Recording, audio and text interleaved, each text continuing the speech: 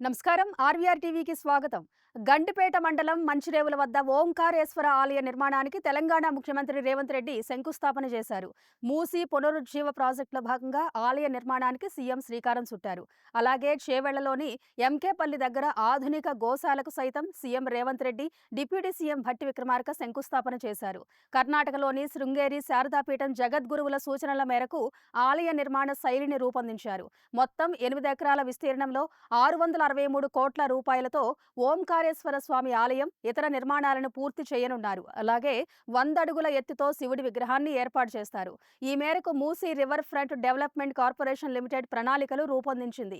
ఆలయం వద్ద 2000 వాహనాలకు సరిపడా పార్కింగ్ వసతి కూడా కల్పించనున్నారు.